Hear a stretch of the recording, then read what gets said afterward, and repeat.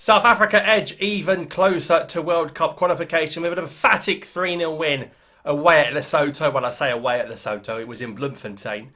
So they were at home.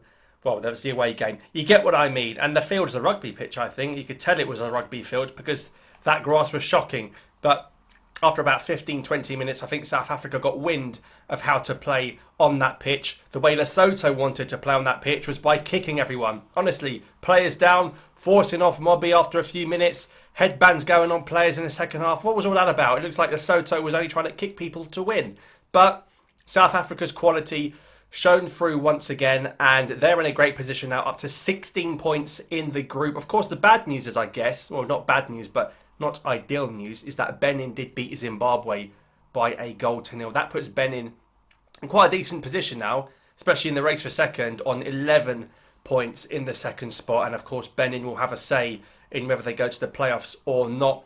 I guess it's really bad news if you're Nigerian, because not only have you got a high pressure game against the Rwandans, you've got to try and catch South Africa and Benin. Lesotho, well, their best hope looks like hoping that South Africa got the administration rules again and that someone else got a yellow that shouldn't be playing. But I can guarantee you that won't be happening again. We still don't know the outcome of the Tibohu Mokoena yellow card situation. But I think South Africa want to put themselves and make FIFA realise that South Africa, if they win the group by more than 3 points, you can take 3 points away from them and it won't make a difference. And that's why I think FIFA have held off. They're waiting to see, okay, if South Africa beat Nigeria, it doesn't matter if we take 3 points. They'll go, okay, you've qualified. You shouldn't have played Mokoena. Here's -3, but you still qualify because you're that far ahead anyway. That's my prediction on the matter. We'll wait and see if that materialises. But I thought South Africa, other than the fact that I thought the Bloemfontein rugby field wasn't great, I thought they played some really good stuff. The first finish from Nkota is fantastic. It's a really nice finish, side-footed into the far post. That was a great goal. And once South Africa went 1-0 up, Lesotho really came out more and there was more space. There's so much space for the South Africa front line to burst into. And after that physical start and that injury, they started to get some momentum. They grew into the game and the second half was very one-sided, it has to be said.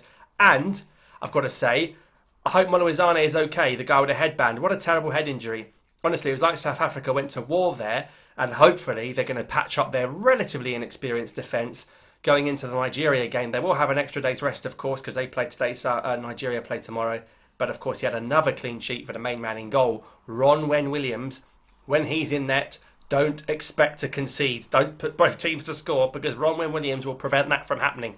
Lyle Foster 2-0.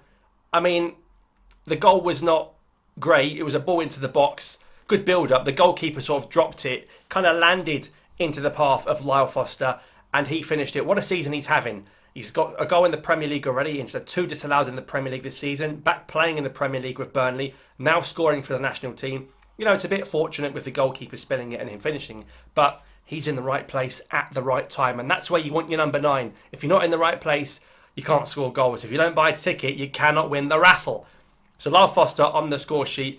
And then he became the provider as well for the third goal. He's the one that gave the ball to Apollos 3-0. And South Africa could have had 4 or 5, if I'm being totally honest. That is going to be such a happy, vibrant camp. Hugo Bruce looks like he's going to be taking the team to the World Cup and an extra day's rest before that Nigeria game.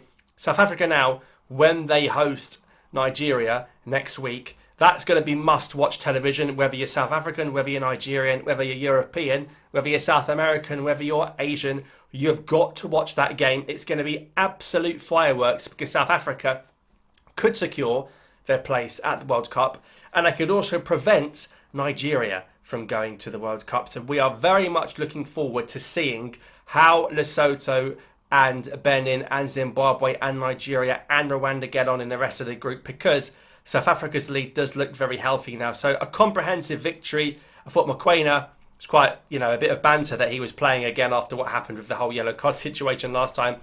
He ran the show in the middle. Again, I think South Africa would beat Lesotho without Mokoena. No disrespect to Lesotho, but, that yellow card thing, I think, is just going to get brushed under the carpet now, because you give the 3 points don't go to Nigeria if they come from South Africa. They go to Lesotho. That's not going to change any dynamic. Lesotho aren't going to the World Cup, and it's not going to give Nigeria any extra points. Whoever gets that win, the original Lesotho win when Mokoena shouldn't have played, it doesn't matter because it doesn't give Nigeria another win. Nigeria will still have one win from the opening 6. Now we'll see what Nigeria do against Rwanda. I fully expect Nigeria to win. In fact, they have to win. You forget about the South Africa situation. Nigeria got to get second, I think. They've got to fight for second and get into those playoffs. Because Nigeria have probably got a good chance of winning those playoffs if they get in them. But even Benin are now knocking on the door. Zimbabwe, I think they picked quite a good squad, if I'm being honest. But it wasn't enough for me.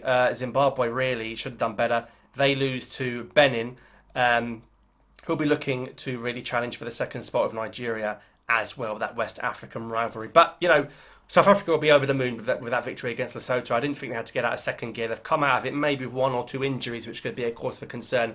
I'm sure Hugo Bruce and the medical team will look at who will be available in the next match.